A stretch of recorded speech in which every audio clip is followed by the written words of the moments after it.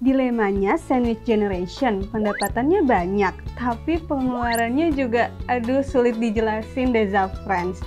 Nah, Zafrans yang sama-sama sandwich generation nih pasti paham deh. Belum lagi kalau sering ada kebutuhan mendadak. Aduh, gimana ya? Halo Zafrans, selamat datang di YouTube Zafinance TV bersama aku Nabila.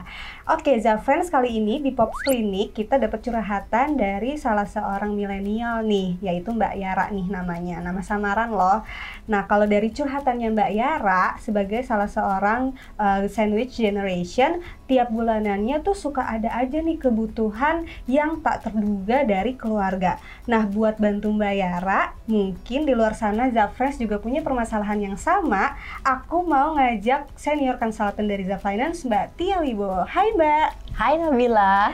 Oke, Mbak Tia, jadi mungkin permasalahannya Mbak Yara ini tuh bisa mewakili banyak milenial yang juga sandwich generation di luar sana. Kalau dari data yang disampaikan ke Zafinance, dengan income gabungan dari Mbak Yara dan suaminya, satu bulannya itu sekitar 22.500.000 sampai 25 juta nih Mbak Tia. Dengan pengeluarannya, kalau di total tuh ada 16 jutaan Mbak.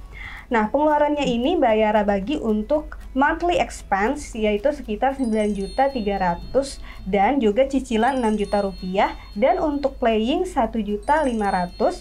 Jadi per bulanannya tuh ada free cash flow sekitar 5.500.000 nih Mbak, sampai 8 jutaan. Nah, tapi nih Mbak Tia, tiap bulan katanya tuh suka ada aja nih kebutuhan tak terduga dari keluarganya Mbak Yara, entah acara ini itu. Nah, solusi yang bisa kita tawarkan buat Mbak Yara dan para sandwich generation di luar sana nih apa sih kalau dari Mbak Tia? Oke, sebelum kita kasih solusi permasalahannya, coba yuk kita hitung dulu dana daruratnya udah cukup atau belum. Berdasarkan data yang dikirim dari Mbak Yara ini tuh punya aset kas atau aset liquid di bank sebesar 90 juta nih Mbak Tia. Selain itu ada juga logam mulia 13,5 gram dan aset konsumsinya tuh ada rumah senilai 700 juta Mbak. Kalau berdasarkan info anggaran pengeluaran tadi, Mbak Yara butuh dana darurat 12 kali 9,3 juta ya tadi ya. Jadi total dana darurat yang diperlukan tuh sekitar 110 juta deh. Nah, untuk itu bisa dialokasikan dari dana di bank tadi. Nah, diambil sekitar 50 juta sebagai dana darurat. Kurangnya bisa dengan menyisihkan minimal 5% dari penghasilan tiap bulan.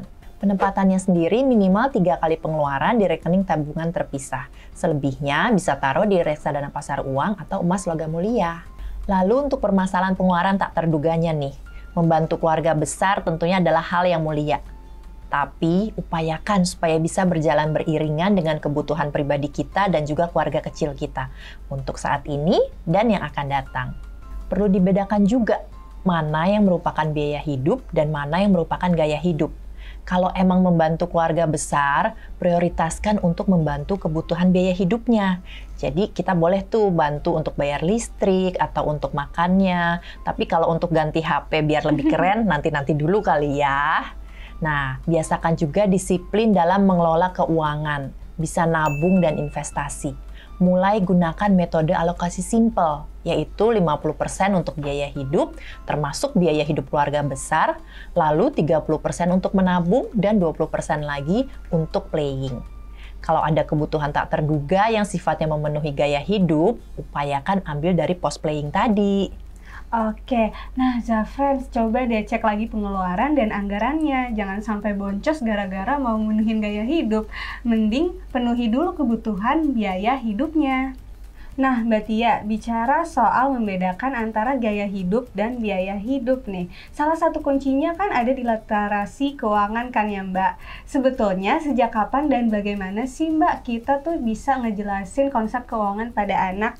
Karena kan misalnya gini nih, kita udah berusaha nih memecahkan rantai sandwich generation di keluarga kita. Tapi taunya literasi keuangan kita yang kurang, cucu kita, anak kita yang kemudian malah jadi sandwich generation. Nah, betul banget Bill. Yang namanya literasi keuangan itu memang penting banget. Nggak sebatas hemat pangkal kaya loh. Kalau berdasarkan riset yang dilakukan di University of Cambridge, ternyata kebiasaan ngatur uang tuh sebetulnya udah kebentuk sejak dini, sejak anak usia 7 tahun. Dengan kata lain, baiknya sih anak udah mulai diajarkan tentang konsep keuangan dari usia dini. Jadi, nanti sesudah mereka dewasa, mereka jadi punya kontrol diri yang lebih baik. Bisa membedakan mana yang merupakan kebutuhan dan mana yang merupakan keinginan. Gimana nih ngajarin konsep keuangan sama anak-anak kita? Sendiri aja kita suka pusing kan? Nah, pertama kita bisa mulai dari uang saku mereka. Ajari mereka cara mengelola uang sakunya. Untuk si adik dan kakak pastinya beda. Usahakan menjelaskan konsep keuangan ini dengan bahasa yang sederhana, bahasa yang mereka mudah ngerti. Pakai alat bantu atau media untuk mereka lebih mudah paham juga. Misalnya, kita ajak mereka main kasir-kasiran, atau kalau udah agak gedean dikit, udah mulai ngerti, ajakin main monopoli. Karena anak ini lebih mudah mencontoh, jadi kalau memungkinkan kita menjelaskannya dengan cara praktek. Bisa misalnya saat kita mau belanja bulanan, kita ajak anak itu ke mall ikut belanja sama kita. Dan mulai juga kenalkan anak gimana caranya bagi pos pengeluaran. Jadi saat mereka dapat uang saku, kita ajarin mereka untuk uang sakunya dibagi, dipakai buat jajan, dipakai buat nabung, dan juga untuk sedekah. Nah, untuk ini kita harus telaten. Nggak boleh males untuk terus ngajakin anak-anak ngobrol tentang keuangan ini. Caranya yang casual-casual aja, yang santai, supaya mereka lebih enak terimanya. Supaya lebih mudah dimengerti ya, Mbak. Betul. Oke, semoga jelas nih Zafriends dan bisa juga membantu para Zafriends yang juga sandwich generation. Siapa tahu kamu adalah pemecah rantai sandwich generation di keluarga kalian. Nah, kembali ke permasalahan Mbak Yara nih, Mbak Tia. Dalam waktu dekat ini, Mbak Yara tuh punya keinginan untuk membeli mobil dengan kondisi finansial Mbak Yara yang sekarang ini nih. Kira-kira langkah apa yang perlu Mbak Yara lakukan, Mbak? Oke, sebelum menabung untuk beli mobil, dicek dulu nih, Mbak Yara punya tujuan keuangan apa-apa aja. Terus dibikin prioritas. Nah, kita harus membiasakan nih, Bill ya, membiasakan bikin prioritas tujuan keuangan. Apa aja yang mau dicapai, terus kita hitung kebutuhan dananya dan juga jangka waktunya. Untuk mudahnya, tujuan keuangan tuh dibagi jadi 3. Tujuan jangka pendek, jangka panjang, dan juga jangka menengah. Nah, pilihan investasinya tuh bisa kita sesuaikan dengan jangka waktu tersebut. Kalau membeli mobil ini masuk dalam tujuan jangka pendek, nah Mbak Yara bisa mencapai dengan mengalokasikan sebagian dana yang sudah dimiliki tadi, dan juga kekurangannya bisa dengan menyisihkan penghasilan bulanan dan tahunan ke reksadana pasar uang. Saran saya, upayakan membeli mobilnya dengan tunai. Seandainya harus kredit pun, total cicilan bulanannya, total cicilan ya, berarti termasuk kalau misalnya ada KPR dan segala macam, maksimal 30% dari penghasilan bulanan. Nah, buat Zafriends yang ngebet pengen beli mobil, coba deh periksa lagi. Sebenarnya ini tuh butuh atau enggak, dan dananya ada atau enggak. Kalau bisa ditunda sampai bisa beli cash, better ditunda aja kali ya. Nah, selanjutnya nih, Mbak Yara ini sebetulnya udah punya dana pensiun dari kantor, tapi masih mau investasi untuk nyimpen dana pensiunnya sendiri. Nah, untuk dana pensiun bisa mulai investasi minimal 5% penghasilan di instrumen investasi jangka panjang, misalnya reksadana saham ataupun saham langsung. Nah, seiring dengan meningkatnya cash flow, bisa ditambah nih investasinya. Nah, untuk menghitung kebutuhan dana pensiunnya Mbak Yara dan Zafriends, bisa menggunakan kalkulator dana pensiun yang ada di web zapfinance.co.id. Kalau udah ada dana pensiun dari kantor, masukin juga tuh ke kalkulatornya. Jadi bisa dikira-kira nanti yang diterima dari kantornya tuh berapa. Kalau mau tahu lebih jauh dan lebih paham tentang dana pensiun, Mbak Yara dan Zafriends bisa baca lebih lengkapnya di buku Pensiun Ready, Pensiun Happy, karangan Ibu Prita Gozi.